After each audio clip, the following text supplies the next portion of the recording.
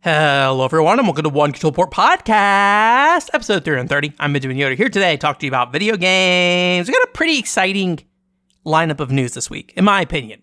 It does feel like weirdly Japanese focused, and when I say Japanese focused, I mean like Japanese, Japan, stuff happening in Japan kind of focused, versus actually just talking about Japanese game news per se. Although, per usual with us, some of these aren't really news stories per se, as much as they are things I looked up and I thought were interesting. So we're going to talk about those. But yeah, basically there's some interesting Japanese retail game stuff happening right now. Xbox did an interview at Tokyo Game Show with Phil Spencer. So we'll touch on that in a different way than I think the usual conversation with that. D3 had an interesting panel at Tokyo Game Show talking about their release Edo. And then in the Otocadoll fan base, there's an explosion that happened in there. So I want to talk about exactly what caused that explosion and how excited everybody was. And then finally, at the end, we have a classic series that is super popular in Japan that definitely isn't coming back with NFTs involved. It's absolutely NFT related. That's why it's at the end of the podcast, so you can skip it if you don't want to. There are some thoughts I had when I was reading on the page about it, so I was just kind of curious about that stuff. That's what we're talking about again. I know last week I was I'm tired of this, but here we are. We're back. My brain thought, and I had to think about it again, and so now you're going to hear it. Before we get too deep into that stuff, though, just a quick update on myself. I know last week I was I'm going to try to play Transformers Cybertron Adventures on the Wii or something like that. Did not happen. Kept a little bit busy this week, but I did play a good chunk of Final Fantasy XI this weekend. I got my Thief through a couple of levels there. A couple levels. It was 6 hours of party play. So I was in one party for 6 hours and got quite a few, actually. But whether I should have done that or not is a whole other thing. And then this weekend I also worked on, long history when it comes to Final Fantasy XI and content with me. I have tried things in the past. I have been unhappy with most of them in the past. I have always wanted to make something about Final Fantasy XI that would make me happy. Because I'm playing right now, it is on the mind. And because I'm actively playing, a rollback Final Fantasy Classic server, Final Fantasy XI Classic server, I'm in the mud of it in a way that I think has been very helpful in organizing my thoughts about Final Fantasy XI. So I am working on some stuff with that. I'm not going to say what it is yet because I don't want to promise anything and then it not turn out to be that way or something. The only thing I will really say right now is the one thing that is different with this versus most my other things is I don't necessarily know if this would have an end to it. I think it would.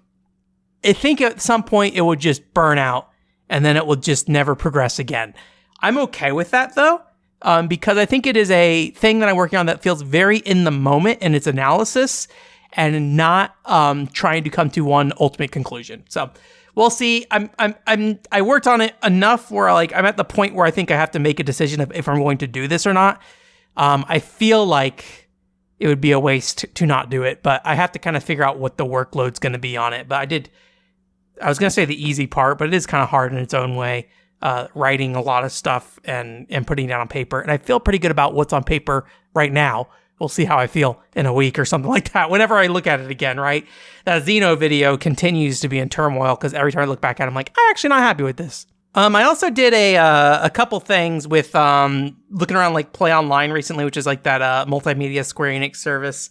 I've been thinking about something with that, as well as the Play Online Mahjong game that really isn't documented much anywhere. I think it's called Zhang Hollow or something like that. I have been thinking about Zhang Hollow for a long time. I have not done anything with Zhang Hollow. It is essentially, I don't really like using the word lost media because it is a word that I think gets overplayed a lot of times now, but it is something you can't play right now as far as I'm aware. And I don't know if the data was ever on a disc or if it was just downloaded or what. But anyways, that's something that I would like to do something with eventually. So I'm wondering if I make these three things, if I just make them, hold on to them until they're all done, and then package them up and throw them out there when the time is right, and maybe throw them on their own YouTube channel. Because if you throw them on One Controller Port Plus or this one, even the main one, I just think it'll be completely lost there. So even if I'm throwing it on a channel that's a side channel kind of thing, yet another side channel, it's a side channel where I'm okay with it, never gets updated after that, honestly. or not anytime like reasonably soon or something like that. But it would like at least make this be the Square Enix Play Online space. And if I made something in the future, then I could throw it there, and it would also potentially get the right eyes on it versus one controller port, where I don't think there are things I think people following me about Final Fantasy XI would be interested in about Final Fantasy XI, but I don't think in the form I'm doing it would be great for my current audience of people, in my opinion. I could be wrong about that. But anyways, all that stuff aside, let's get into the news section of the show. Phil, he was in Japan, Tokyo Game Show, and he got an interview with Game & Watch, and he does the usual software back and forth of like, oh, Xbox is getting different, partnerships with Japanese companies, and then being like, oh, are you guys going to get Final Fantasy 16? He's like, I can't say that right now, stuff like that, right? Kind of boring stuff, I feel like, for the most part. That we've talked about Phil and Xbox in Japan for so long, and there's definitely been improvements, don't get me wrong. Any Crates being on there is like a big thing, I think, to some extent. Any Crates is a small, but I think prominent Japanese indie developer, right? So I think it's worth, some of these games showing up there. I don't know if they're making money on those platforms or if Microsoft's just like subsidize.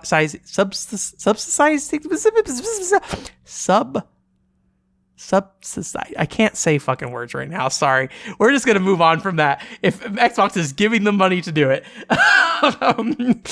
But anyways, so I don't know about that. But one thing that did come up in this interview that was something I didn't really think about that much. And it's like something I feel kind of bad that I've never really thought that much about. And I think maybe it's something that I haven't looked in to see if there's any conversations about this stuff much. But I feel like it's not something that we usually think about with Xbox in Japan.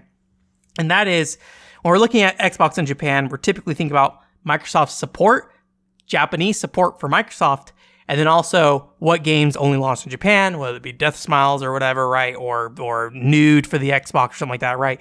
Like these games that were launched with the Japanese audience in mind. I think the thing that I never really thought too much about before is like, who is the current Japanese audience for Xbox, and like, what are they looking for out of a game console, and why do they choose Xbox, right? And I'm sure probably like if you went on like Japanese forums and stuff, it'd be easy enough to find, right? But it's just something I really didn't think too much about. And they were just talking about in this interview, Phil was like talking about meeting with the community in Japan of Xbox fans, and the interview himself was an Xbox fan, stuff like that. So it's like, there's this hardcore Japanese Xbox fan base that likes the platform, and like, why specifically do they like, Xbox in Japan, given it is a platform that struggles even here in the US, but maybe even more so in Japan, where there's a lot of lack in Japanese support, other than I can think of just like, not as much players in Japan who don't particularly like Japanese games as much, right? There's so many of us here in the West that don't play many Western games, right? And so I'm sure there's, to some extent, some people in Japan who prefer Western games over Japanese games. So it's just something I thought about, and I just hadn't really thought about before. So I thought it was kind of interesting. BOOKOFF. If you don't know, BOOKOFF is a Japanese used goods retail. The retailer is a thing called Hard Off, which is like electronics and stuff like that typically. BOOKOFF is usually like DVDs, movies, books, things like that, right?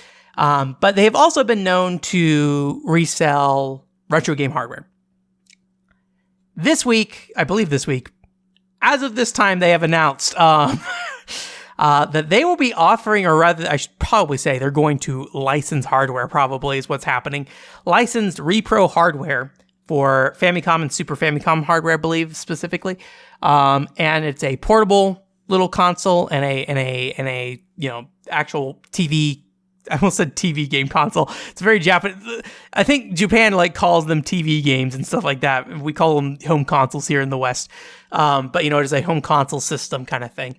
And with this, they did an interview with 4Gamer, just talking about their change in approach to the retro game market, and mentioning that in 2020 specifically, they kind of shifted their model, where before they kind of treated retro games and things like that in the same way they treated all their other trade-ins and stuff, as just kind of a general purpose store, but then started making specific initiatives towards selling Japanese retro game products in more specialized ways. I'm sure to some extent that includes, selling games for the prices that they are worth, and stuff like that, rather than, just kind of pricing based off, their own local stock and stuff like that as well. And then also potentially giving better trade-in value and things like that. They talked about people coming in, trading in, and that a lot of people don't even know what they have. I was thinking that article, let me see if I can pull it up real quick. I think they gave an estimate of how many retro games they suspect get disposed every year. Per usual, I should mention, this is machine translated, so, don't take it for my direct word. I believe there's somewhere in this article, though, where they said that they expected only a certain percentage of retro games actually get traded in, and the majority just gets tossed in recycling once cleaning time comes. So I'm not seeing it on my quick little skim here, but I think I read something about that. Who knows? Maybe I'm making it up. But anyways, but they're in their change to model. They said that as they became a more specialized retro game retailer, they saw increases in the number of retro game sales. Specifically, they were, 2020, they were at some level. They don't have numbers here, but as of 2022, they essentially tripled their output, and that decreased slightly in 2023 for stuff they're selling. However, they did mention the fact that hardware has not been a part of that bump, and hardware has only been on a decline since 2020, or actually had a slight bump in 2021 and 2022, but they didn't see the same increase that they were seeing with software and things like that, which I thought was interesting. And then all kind of feeds into their narrative of needing to provide these fresh consoles, essentially, because they're the hardware that comes in, it's not always in great condition and it may not work and stuff like that. So providing, their customers with fresh hardware essentially would benefit them, they think. We'll see if they actually move through. It's cute. It's super ridiculously bright yellow. I mean, BOOKOFF's logo is very super ridiculously bright yellow, and the BOOKOFF logo is on the 8-bit Pocket Plus is what it's called. I think that's the Famicom one. And then the 8-bit Compact V2, I think that is Famicom and Super Famicom? Oh, no, they're selling separate consoles for Famicom and Super Famicom. Okay, either way, they're all that same yellow and blue color scheme. I kind of like it. It's almost like a caution sign or something like that. Don't step on this console. But mainly, I thought it was interesting that they went out of their way to pursue retro game sales. And admittedly, I don't know if Japan was affected in the same way as us. But, in the West, the retro game market definitely expanded quite a bit, especially around 2020 specifically, right? Looking at this chart, it didn't seem like they really saw a huge bump until 2022, but still, either way, did go up in 2021. So I just thought it was kind of interesting, and interesting that they're launching hardware along with it. Obviously, this is all part of their narrative, and them putting these numbers out and things like that. But that they were specifically we want to tackle the retro game market as a retailer that does more than just retro video games, right? Which admittedly in Japan, there's more of that than you have here in the West with that stuff. So I thought that was pretty cool. D3. They were at Tokyo Game Show, had an interesting panel where they talked about one of their games bombing, which was interesting. I don't know how many games I feel like that I see in a public space like that in front of, the more general consumer, where they're just yeah, this thing did bad. Can't think of too many situations like that. But Edo, this is I guess you could call it a roguelite hack and slash zombie slayer kind of thing. Edo Zombie Uprising is the full name. Launched on Steam and I believe PS5, and apparently was in early access for a year, but I was not aware of that. It's got that classic D3 quality of looking pretty janky, but also it's got a neat look to it. I've always been kind of interested in it, but I have not actually played it. I don't know what I would need to play that. I mean, it being only on it's on Xbox Series as well. Oh, that's kind of interesting. But I don't have any modern, home consoles, and capturing games on modern home consoles is a nice way to handle that. Where if I buy it on Steam, I have to worry about, can I capture this while playing it at a good visual quality. Right, but they actually had Harada on stage for this talk, but they said that the game only sold 13,000 units since July. They had a lot of conversations just basically about, I think, the name and the marketing behind it and stuff like that. But it's interesting because it does seem like a very D3 game, and when I suspect what D3 fans want, it looks fitting. So I'm not really 100% sure why it didn't really connect. Again, they have their own theories in this article. I don't remember any of them really seeming all that crazy. Like they had some complaints about the controls and stuff like that. But I don't know. It like seemed like fairly minor stuff of like some buttons for pickups and things like that overlapping in weird ways. But yeah, I don't know. It seemed like very nitpicky issues that didn't necessarily feel like something that would actually change it. I think if I were to suspect, it has a very like anime girl main character and kind of like a muscle man and a sumo guy. But like the in-game graphics visually, except for like the characters being a little like cel shaded, I think just don't hold up very well. I don't know. I could be wrong. I don't know anything. I don't know anything about video games. Harada, you know more about selling video games than I do. So I guess I don't really know where I'm going with this other than saying I thought it was interesting that they talked about it so openly and they're like, this thing failed. But yeah, I would maybe play it for $20. Let me see how much it is on Steam right now. But, you know, I don't know. $30, $10 too expensive. I'm sure it'll be on sale at some point. But I thought it was interesting that they talked about that out loud. Otocadoll. We haven't talked about Otocadoll in a very long time. Otocadoll, if you don't know, very cool arcade in a genre I coined myself called the fashion rhythm genre, which basically is when you have fashion elements in your rhythm game. Typically in the arcades, this includes art cards and things like that. Typically the genre gets put as collectible card game, but there are games that play like Aikatsu and stuff that don't have cards. So I kind of feel like it's not a really good descriptor for the genre. Hence, fashion rhythm. But Otocadoll doesn't really fit in that as well because it's like a fashion rhythm RPG where you dress up your dolls, give them different attack abilities and things like that based off their dress, play a little rhythm game to build your MP levels, and things like that. The game has since been dead in arcades for a long time. I think 2021 is when they shut it down. So rest in peace, Otocadoll. But ever since, they've been doing various collaborative projects with other Konami games. Mostly Battle Conductor, I think, is the big one, which is kind of like the arena fighter thing with, I think they're little like toy dolls and stuff like that. Like, maybe not toy dolls. Like they're the kind of like the anime girl Gundam things. I forget what those are called. Girl Gundam or Gundam Girl. I don't know. There's like some series of things that were like girls with like Gundam elements to them. And this game kind of leans into that style, I feel like, but it's an arena fighter. And Otocadoll stuff got added to that, and the Otocadoll fans have been pretty excited about this. But this is even more exciting, apparently. So if you don't know, in Japan, there's these things called card connect machines that Konami has. And I don't think these cards have any functionality, but you can print cards out from them. And so for me, I got some Bomber Girl cards, I got some Pop Music cards, and they're just collectible cards. And you can look at it and be like, that looks cool. They added Otocadoll cards to that collection. And so as far as I can tell, what they did is they took the rival card design, which you don't know, in Otocadoll, you can get cards printed of your rivals. Typically, this wouldn't be like through the standard play session you're doing. It's like a separate mode on its own. And it's more of like a short-term mode if you don't want to create a character and things like that. You can print out a rival card, scan that character, and play as them and fight against different bosses and things like that. I never really messed with this mode at all, so I do not have a lot of experience with it.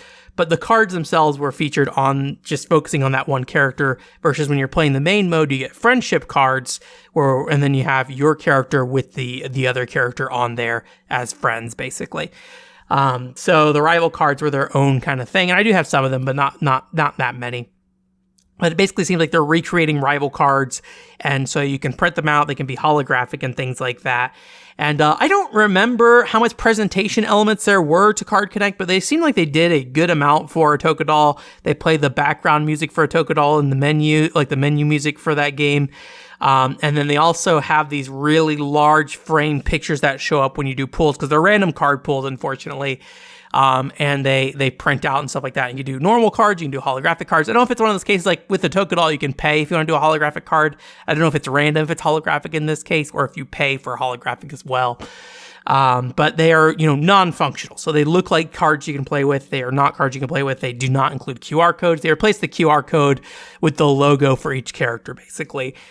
So like Waste has her own name and a logo kind of thing. And then so they just stamp that up there instead of a QR code kind of thing. So So yeah, my Twitter feed was full of people doing this stuff. I saw somebody say they spent $70 in one afternoon printing cards. So I was like, oh boy. Which admittedly, I spent like $170 on a Otocadoll when I was in Japan, but still.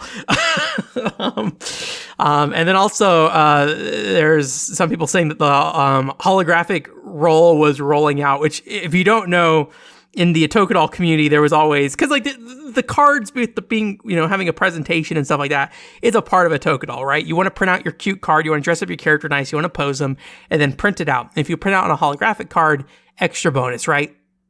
But when printer rolls and stuff like that were becoming less and less reliable, holographic cards were less available. So when you would start a machine or play a machine, it would let you know, hey, the holographic cards are out. And also, if the cards are out entirely, let you know that as well. And they actually found the service menu where you could hold it down and see how many holographic cards were in there, how many normal cards were in there. So you could figure that out without, playing the game first. And I think if there's completely out of cards, it would place a thing on the menu. Because I think when I play it in my recordings, I have a big message on screen, like on the title screen that says holographic cards are out. So, but you can print normal cards still. Anyways, so that was a long explanation of a thing that happened in the Otocadoll community to say, somebody posted a picture of the Card Connect machine saying that the holographic rolls were out. And the message just translated to stop the bad memories, which I thought was pretty funny. So they're very cute. I don't know how long this is going for. I don't know if they gave a timeline. I don't recall. If you don't know, the rival cards in Otocadoll had like seasons and things like that. And so there's only like certain windows which you could get certain seasons and things like that, it seems like. But at the same time, like this is a completely different service. So I have no idea if any of that is actually lining up. I just went to the website just trying to see if I could see if there's like a time frame or anything like that. But I'm not seeing it on this page at the very least. So anyways, all that being said, still very cool, and like it is probably the most Otocadoll freak out I saw on my feed for a very long time. So that was really exciting. And if I go back to Japan and I can print some of those cards, I absolutely will, especially since I didn't get many of the rival cards. So even though the cards are non-functional, basically all of Otocadoll cards are non-functional these days. So you're getting them for the looks. The cards are slightly smaller than a normal card, people did say, because they were trying to like line them up side by side, and you could tell that they're slightly tinier. But yeah, this is volume 1, so they're definitely planning on releasing more. The gacha element of it does kind of stink, but at the same time, I'm sure those fans are going to trade cards around and things like that. If they didn't, if they could have some self-control and didn't, spend $100 trying to get all of them and just having a bunch of extra cards for fun, I guess. So yeah, it's time for Jillian's Corner. Thank you again, Jillian, Fireweed, and Vink for supporting us on Ko-fi this week. Questions can be asked, and I will answer them through Ko-fi. So once you make your donation, feel free to message me with your questions, and I'll answer them on the podcast. Jillian has a question this week, and Jillian asks the question: have you ever read any gaming magazines? Well, Jillian, I was a Nintendo boy growing up, so largely just Nintendo Power. Read is a word I don't know if I would use. I looked at them. I don't know how much I actually read any text in Nintendo Power, but I definitely looked at the screenshots and stuff like that. I'm sure I read text, but like I don't remember like reading it like cover to cover, every word for word, like I feel like some people describe it. I think I remember one of my earliest issues being Mario Party 2. I feel like I remember that cowboy hat Mario or whatever being on the cover. Could be wrong about that, but that's my memory. And I think my last issue was the one with the Wii remote on the cover. The big reason I stopped reading Nintendo Power was because I moved online and started talking way more about games online.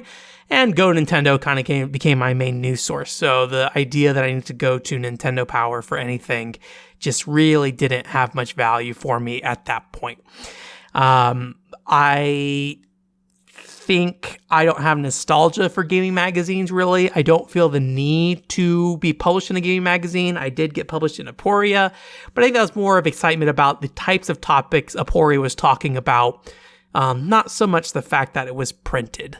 It was cool to see something in print, I guess, but it wasn't like a dream of mine or anything like that. So I don't know. I think if I were to like show my mom something in print, she'd feel better than if I showed her like a website where I wrote something. But for myself, I don't really care that much. I do have a couple of like outlier magazines laying around. I don't remember what they are. I remember one has a Phantasy Star Online version 2 review in it. It's like the only thing from that magazine I remember being anything. I do know one of my mom's friends ended up with Game Informer somehow, so I ended up getting some Game Informer siphoned off to me at some point. Things like that. But yeah, really Nintendo Power is the only big one, and I didn't really read it that much. Do I have memories, fond memories of Nintendo Power? Got some cool posters out of there. Got the PSO 1 and 2 poster that was sitting in the window and got sun blasted. What else? A Phantasy Star Online 3 poster was in there as well. I remember that. I like the DVDs and CDs they sent out. That stuff was definitely way up more my alley. The interactive media discs they sent out and stuff like that. I love those. Those were really cool. I think I was just like way more into computers and stuff growing up. So like the need for a physical thing was not that important. So the second the computer gave me the news I wanted, I was just like, I'm good. Cancel this instead of canceling my Final Fantasy 11 subscription baby. So that I think may have been a trade-off that I made, because I think that my parents were like, hey, you have 3 subscriptions going on: Nintendo Power, Phantasy Star Online, and Final Fantasy 11. Which one of these are you going to keep? I was like, Final Fantasy 11. Maybe a mistake for everyone in that process, because I became horribly addicted to Final Fantasy 11 for most of my high school years. But hey, at least it was in high school and not today, right? Definitely not spending my entire day on Final Fantasy 11 on Saturday. So, anyways, thank you again, Jillian, Fireweed, and Fink for your support on Ko-fi. I appreciate that. As I continue to not bring in as much money as I'd like to be. I am dancing around the job game stuff. If you've been curious about the job stuff, there has been progress.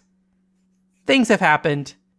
Things are always happening, but yeah, it's been going okay for a while now. But I need it to be going better at the very least. But I'm in no threat of dying, so it's okay. Ever Crisis, Final Fantasy VII. That's a video game on mobile and Android, but now it's coming to PC. This seems like a very slapdash announcement. There was no fanfare around this, just like a logo and them saying, we have a partner to bring this to Steam, so it's going to happen. This is not the first Final Fantasy mobile game to come to Steam. If you don't remember Mobius Final Fantasy, which I believe was a Kitase project, right? I think that game was on Steam for a while, or at least on PC for a while. So Ever Crisis is, the Final Fantasy VII one. And, I don't know. I've heard a lot of people with like mixed feelings. I think the content has generally been pretty good from what I hear, but it's just more of like the monetary structures of that game. I always worry when I hear about that stuff, mostly because I don't trust people to give me good information about that stuff most of the time. However, the couple of people I did ask about it seemed fairly level-headed about it. I think I get worried when people start freaking out about it.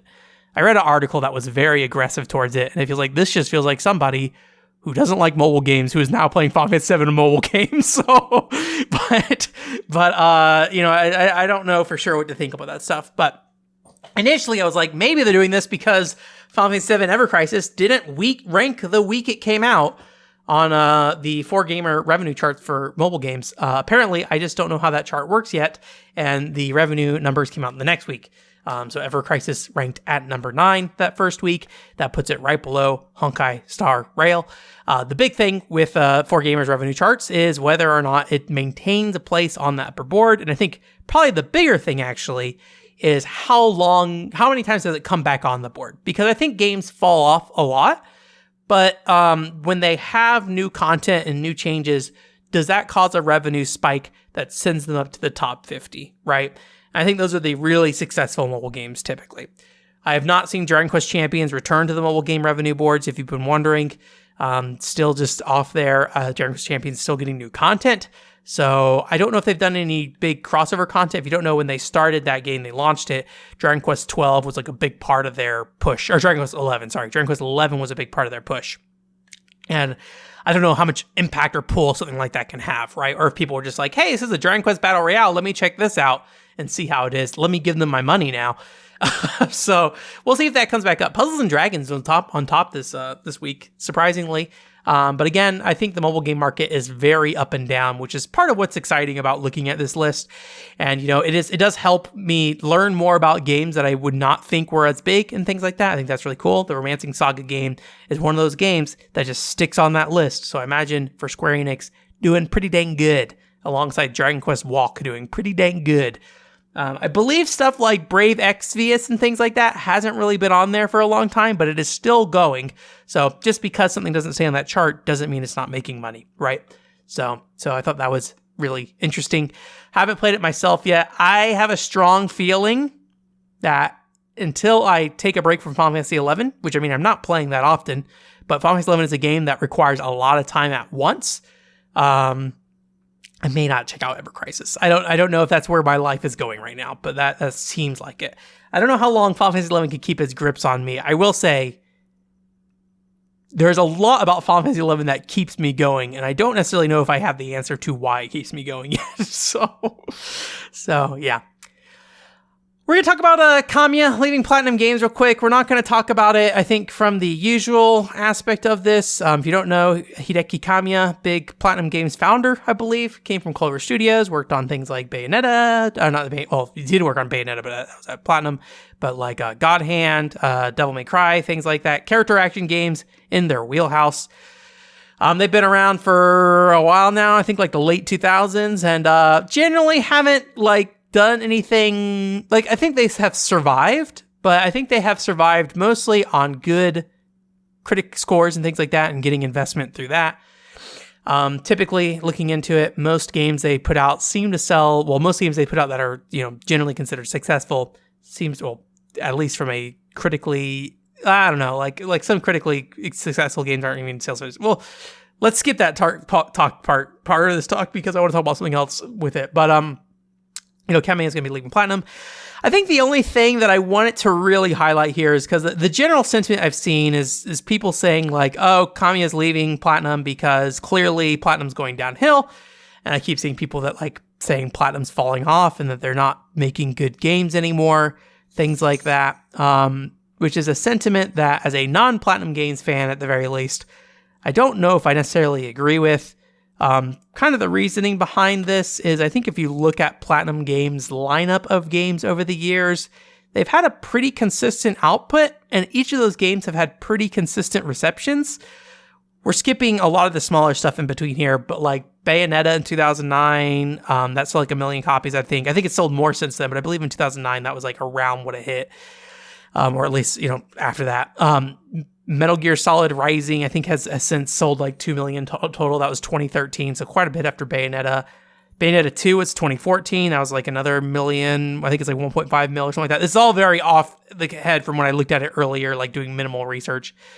Nier Automata is really the big one, which is 2017. I think that, if I remember correctly, that was 7 million or something like that. And then they're right back down to where they were before. 2019, Astral Chain, about 1 million. 2022, Bayonetta 3, about 1 million. I don't see, Bayonetta 3 did not review as well as Bayonetta 1 and 2, but it still reviewed very well, so I don't know if there's a major issue with that game otherwise, but what I'm seeing here, looking at their lineup, it seems every 2 to 3 years they put something out, it's received pretty well, and it sells 1 million units, and that seems to be pretty consistent to what's going on here. So I don't know if I really agree with people who say Platinum Games is falling off. I think maybe the part of the reason why they might be saying that is because if you do look at Platinum Games lineup, they did do some self-publishing stuff, and then also Babylon's Fall was a big, no last year. There's a lot of eyes on that. And they did a mobile game, World of Demons, on Apple Arcade and stuff like that. But they've been kind of doing that type of work for a long time with, Korra, Transformers, TMNT, Star Fox. They've had a bumpy ride with their software. I don't view this as particularly worse than previous years, other than the, I think, unfairness people had towards Babylon's Fall, personally. But, if we just think about it from the reaction standpoint, Babylon's Fall was particularly egregious in comparison to anything else they have ever done, right? So I don't know. I just don't really understand where that sentiment is coming from, given just looking at the numbers of sales, looking at the critical response, and the years of which these games have come out. So I don't know. There's something called Project GG. I don't even know what Project GG is, but it's on the TBA here looking at it. But I will say most of their own self-published things, I was talking about this with some friends, Sol Cresta, at least the Steam reviews for Sol Cresta are super, super low. It's like 70 units. Or not 70 units, 70 reviews. My suspicion is with Sol Cresta is it was probably a passion project, just because if you don't know, it's pretty dang clear Platinum Games likes shooters and things like that. Like shoot 'em ups specifically. And I think maybe they thought with Nier Automata, maybe there's enough overlap and like the sections in their World Wonderful 101, things like that. Maybe there's enough like overlap with their fan base to buy a game like Sol Cresta. I'm not saying necessarily we know what the sales are, but with only 70 reviews on Steam, I would imagine probably sales aren't that amazing for that. And World of Demons doesn't really have, as far as I can tell, any like sales metric that you can really do for them. So I don't, because it's like a subscription-based game or whatever. So also, I believe they're a private company. So I don't think they have to like report numbers out as much. I could be wrong about that, but I believe that's how that works off the top of my head.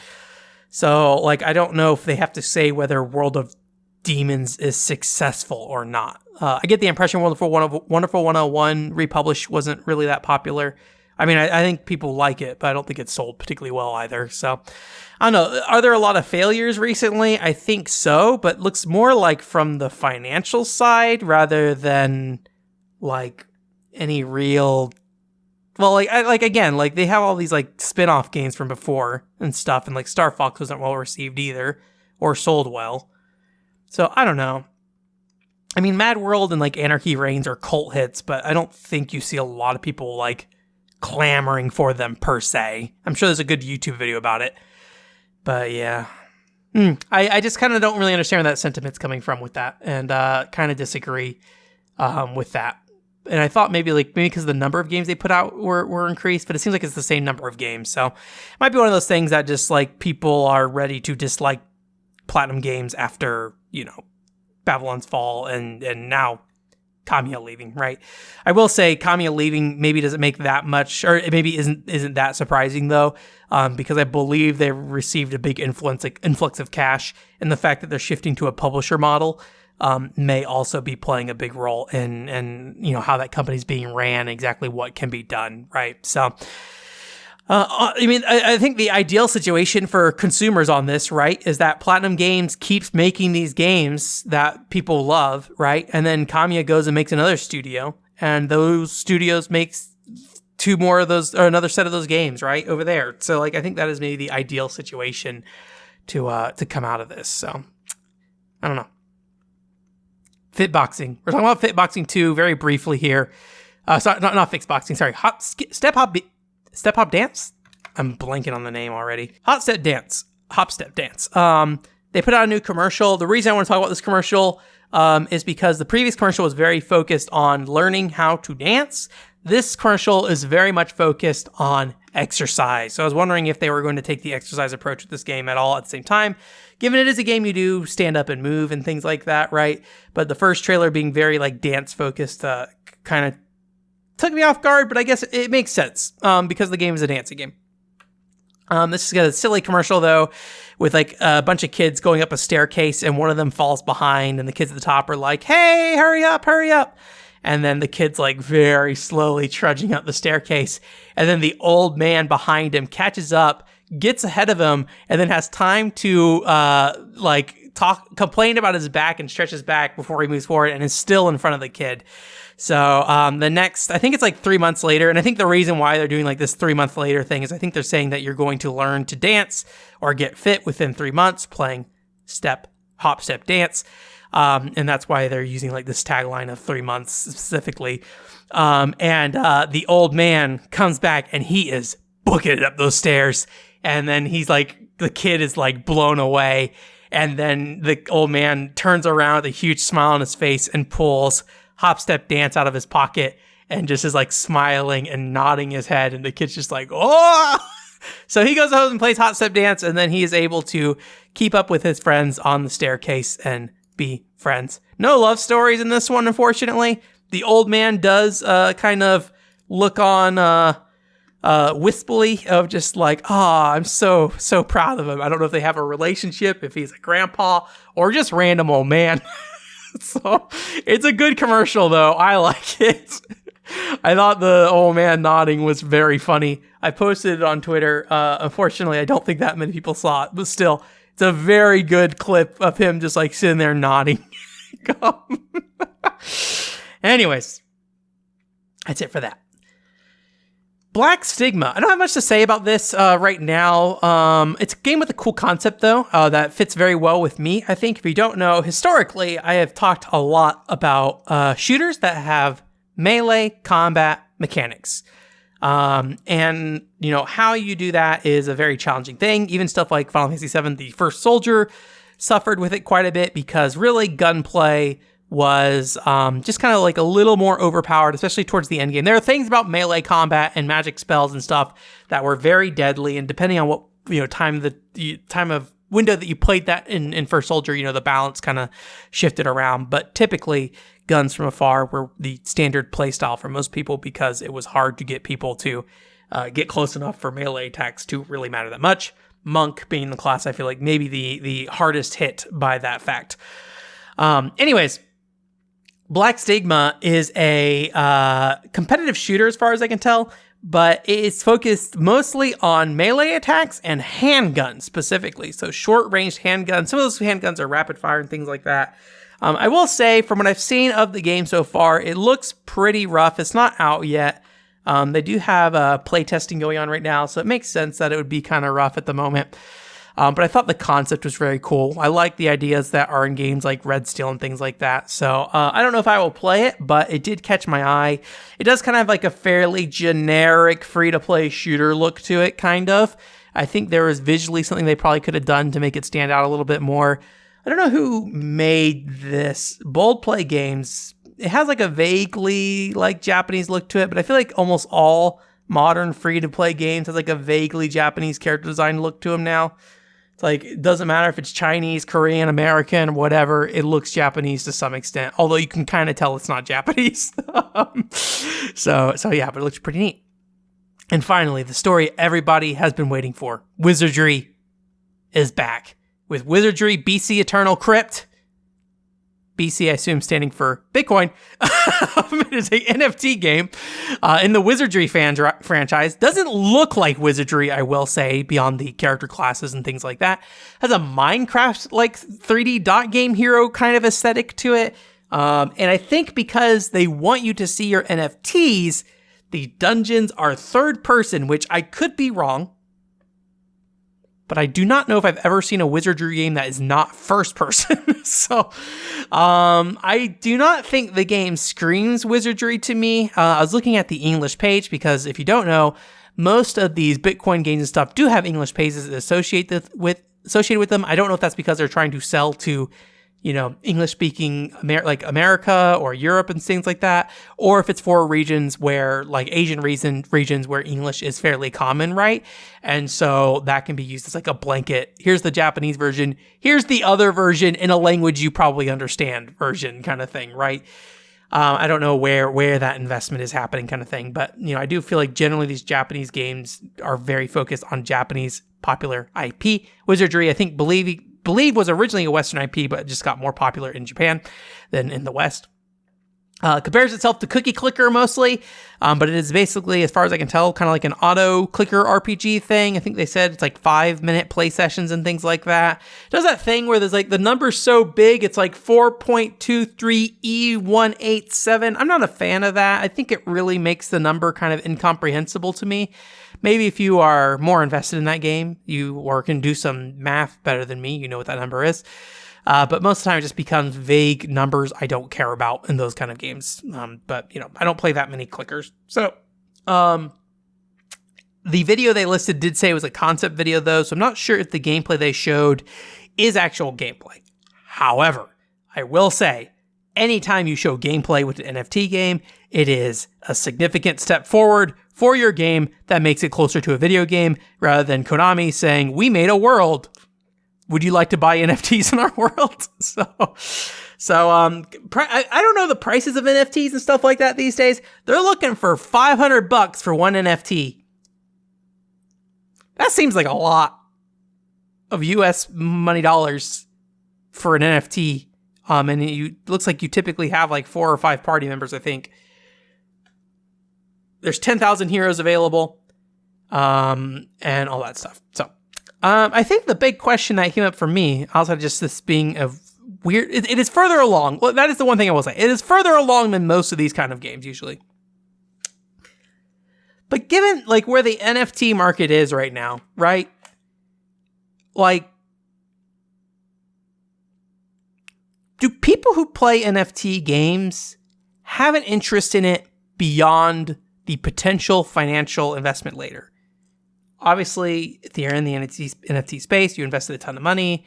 You are like, I'm waiting for the market to come back, right? If you go look at Coin Musume's Twitter feed, that is all they talk about is the market coming back. When is a good time to buy? When is a good time to sell? All that stuff. Although it seems mostly when is a good time to buy right now. But like, I like, cause there's a while where there's like a promise of like, oh, you can switch things between different games, right? I feel like that promise has disappeared. I do not feel like any of these NFT games are trying to do that in any way meaningful. So like, I guess like part of my question is like, if there is no payoff, do NFT games in this particular context have any value, right? I don't really, my suspicion is no. That is my suspicion, but I don't know. I'd probably need to talk to somebody who's still invested in the NFT game market, which trying to find out who would be willing to have a level-headed conversation about that and is still invested. I'm not going to say it's impossible, but I'd say probably pretty hard. It's hard when you are investing your entire life into something. I guess somebody who did not invest their entire life into NFTs, right? Somebody who's still engaged with it, generally did not put all their money in it, but still interact with it because they're curious about the technology. Would that make sense? Does that make sense? That would probably be the person I need to talk to. I don't know anyone like that. And the problem with doing any type of infiltration, any type of digging into the NFT community is that you get botted up real fast. Anytime I talk about NFTs on Twitter, it is just like months and months of me getting bots spamming stuff about that. Even if I like posted something negative about it, still just get tons of stuff that. Twitter I've been getting like tons of bots all the time on Twitter lately. It's just like, it is just slowly crumbling. And like part of me is okay with that. But it is really sad when, I look at the Otocadoll stuff and I'm not going to get that on Blue Sky, right? I would need to find where that community goes and trying to figure that out. Thankfully, I'm a lot better at searching at stuff in Japanese these days. So hopefully I'd be able to find, that stuff a little bit easier if they were to move away from Twitter. Don't really know what Japan's current situation is with Twitter right now and how they feel about it. But I feel like everybody's just looking for an excuse to leave at this point. But nobody can, until everybody leaves, nobody can leave, right? We're all a bunch of Japanese businessmen is what I'm saying. We're all stuck in this building until somebody leaves so we can all leave. I don't know if that's how that actually works. Anyways, that's it for this week. Thanks for coming. WhiteShore.com is the website. Anything new in terms of content stuff? PCFX podcast stuff, still working on that. Okay, that's the other thing I did this weekend. I did work on the PCFX podcast stuff. That is very near finished. It has been a slow trudge. It took a lot longer to edit than I thought it would on my side, so I'm glad that I got it done. There's a couple different cleanups I need to do, and then it's just creating the media and getting that ready to go. So look forward to that soon. Other than that, everything's just kind of in a weird limbo at the moment. There are a lot of things that are kind of ready to start work, The question is do I start working on it? I am trying to focus more on my personal life right now when it comes to actual work and stuff like that, and getting some stuff like certificates and stuff like that. So I'm taking time away for that at the moment. But I say that, but then I spent like five hours working on a Final Fantasy 11 thing today, so yeah, we'll see. I have no announcements today for anything though, but if you want to make sure you're up to date on everything I ever do, OneController.com is the website. Doesn't matter if it's on a Final Fantasy 11 channel, One Controller Plus, One Controller Port, PCFX Fan Club, and a magazine, wherever it's at. OneController.com is a website where you can find my content. I actually did restore 2 classic game room reviews this week. One for Animal Crossing City Folk. Not a lot to say about that one other than just I think there was something in there that I completely missed. But I think the selling point of that game for me is that if you are a Animal Crossing player who does not regularly log into Animal Crossing, it's very nice. You can just go to the city and the things are there, so you don't have to worry about who's doing what on each day. That's not to say there's no value in that. That's just to say all the other Animal Crossings do that. So here's one you don't have to do that if you don't want to do that. I also put together or fixed up my Castlevania 64 review. That is a prime example of my reviews in 2011 that were completely uninteresting. Of just, I basically say what Castlevania 64 is, I say its problems, I say some things that I think are good about it, and then I end it on the basically common sentiment about that game of it has its problems, but I kind of like it. Go watch my Castlevania 64 video instead, where I'm a lot better about balancing that stuff out. I'm still talking about, what people don't like about that game, but I am focusing more on what I like about that game, which is what's important in that video. So, yes, that's going to be it for this week, though. Thanks for coming. OneController.com is the website, and I hope you guys have a great week. Bye. I don't know why I said it that way. Bye.